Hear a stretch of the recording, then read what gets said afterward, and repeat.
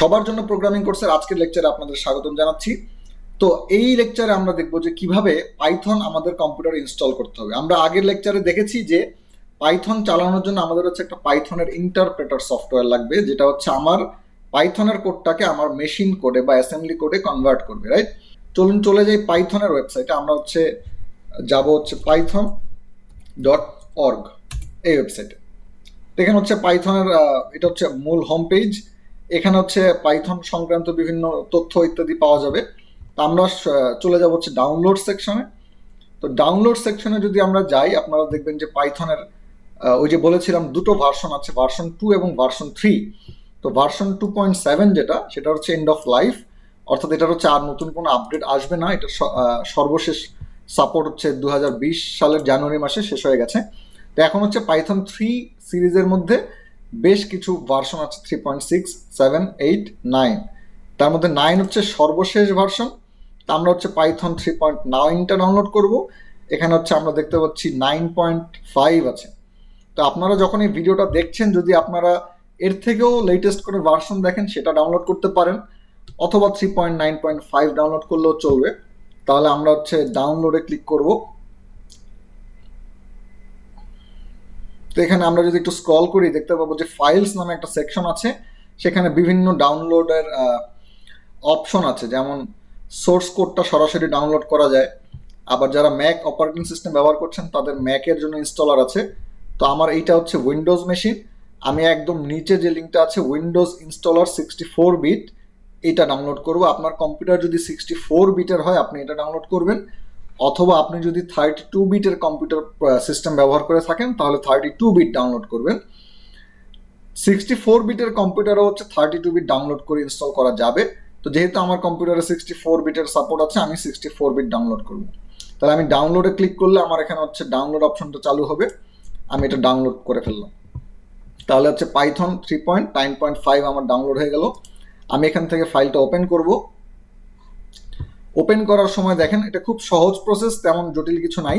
এখানে একটা অপশনে শুধু আমরা ক্লিক করব যে অ্যাড পাইথন 3.9 টু পাথ। হ্যাঁ, এই পাথ জিনিসটাকে আমি পরে একটু দেখিয়ে দেবো। তো এটাতে আমি টিক মার্ক দিয়ে দিলাম। আপনি চাইলে কাস্টমাইজ করে নিতে পারেন কোন ফোল্ডারে ডাউনলোড হবে।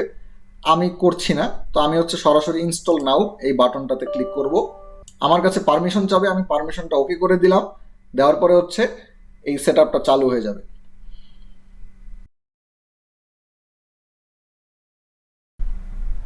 তাহলে আপনারা দেখতে পাচ্ছেন আমার এখানে পাইথন ডাউনলোড হয়ে গেল। এখানে আরেকটা অপশন আছে যে ডিসেবল পাথ লেংথ লিমিট।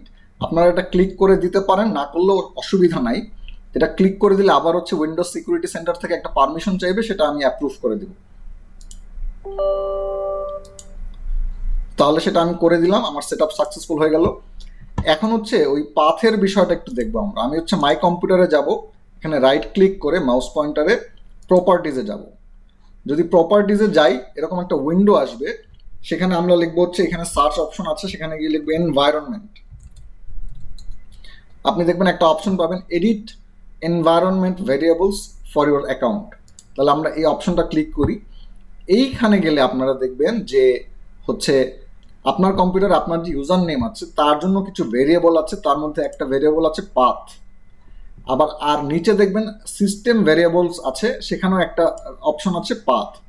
আমি হচ্ছে আমার ইউজার ভেরিয়েবলটা দেখি। এখানে পাথ ভেরিয়েবলটাতে আমি এডিটে যদি ক্লিক করি, এখানে দেখবেন যে এইখানে যেমন দেখা যাচ্ছে যে আমার সফটওয়্যারটা, পাইথন সফটওয়্যারটা যেই ফোল্ডারে বা যেই লোকেশন ইনস্টল হয়েছে সেই ফোল্ডারের লোকেশনটা এখানে অ্যাড করা আছে, পাইথন 39, মানে হচ্ছে 3.9।